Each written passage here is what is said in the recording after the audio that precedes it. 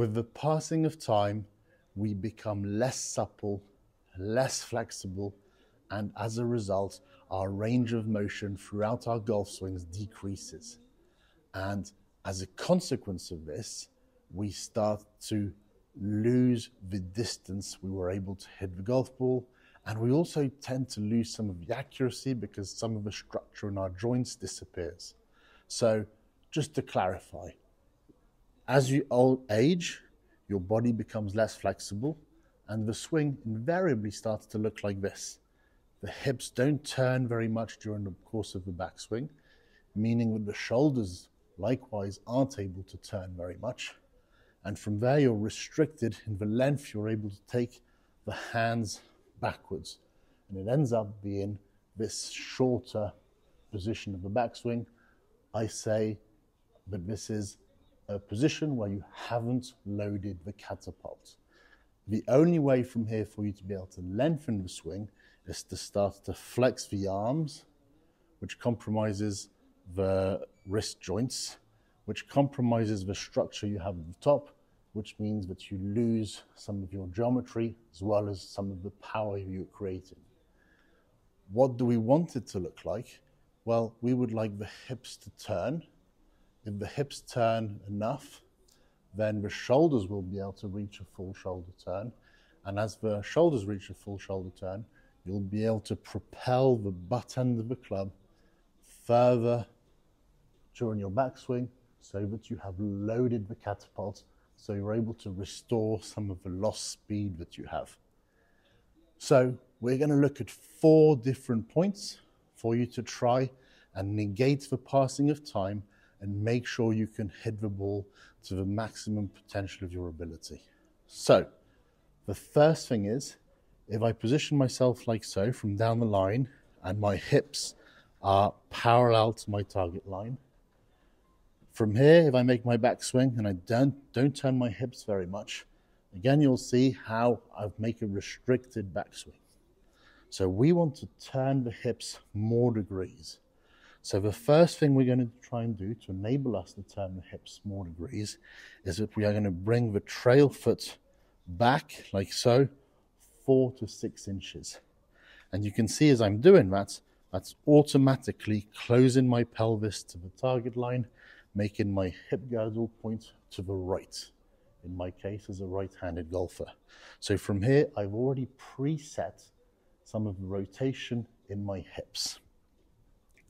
Furthermore, as you do this, I'd like you to turn your trail foot outwards. So if I come back from this view, if my trail foot is perpendicular to my target line, and I'd like you to stand up so you can do this and experience this, as you take the club back, you'll feel you are restricted in the amount your hips can turn. Now, if you turn your trail foot outwards and try and do this again, you'll notice how much more freedom you have to rotate the pelvis. So that's the first thing. Once you're set up, the trail foot moves 4 to 6 inches back, and you make sure you turn the foot outwards, which is going to maximize your ability to rotate the hips. That is the first key move for you. The second key move is that while you do this, I would like you also to straighten the trail leg. So if I come back from this face-on view, if I keep this knee bent, once again, I can't lengthen my swing, I can't turn the pelvis. If I start to straighten the knee, suddenly I get many more degrees of freedom. I'm able to load my catapults much more. From down the line, trail foot back, foot turned outwards. And number 2, through the time and space of the swing, I progressively straighten the trail leg. And the further you want to hit the ball, the longer the club in your hand, the more you're going to straighten this trail leg.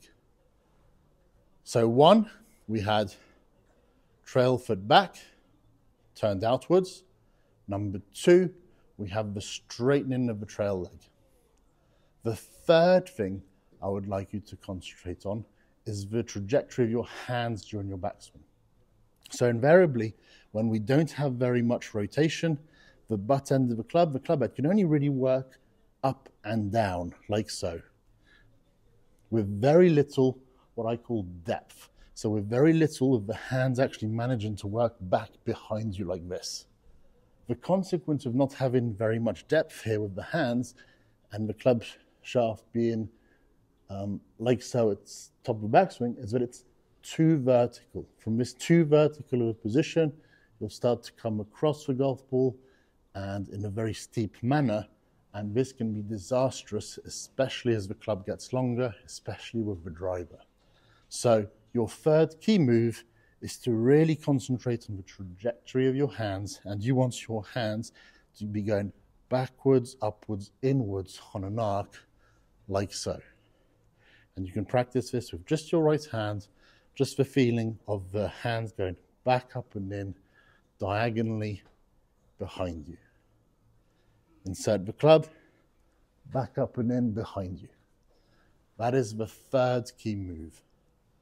Lastly, I would like you to focus on your chest coming through the ball, and it's very important you extend rather than flex, because once again, what we're trying to do to maximize our distance here is to come a little bit from the inside while having loaded the catapult, and to come from the inside, we want to extend rather than flex as we come through the ball. And you can see the effect this has on the trajectory of the club head. If I extend, it moves further out to the right. If I flex, it moves lower and to the left. One is the draw shot and one is the slice shot. So that's number 4. Make sure that as you come through the ball, you extend with your chest to the target. You don't flex it down excessively. So those are your 4 key moves, which I guarantee will help you to lengthen your backswing, recoup some of that lost suppleness, lost flexibility that you've experienced through the passing of time, and manage as a consequence to hit the ball further and better than ever. Thanks very much for watching the video. I hope you've enjoyed the content. If so, please don't forget to like and subscribe to my channel. If you have any questions, please post them below, and I look forward to seeing you soon.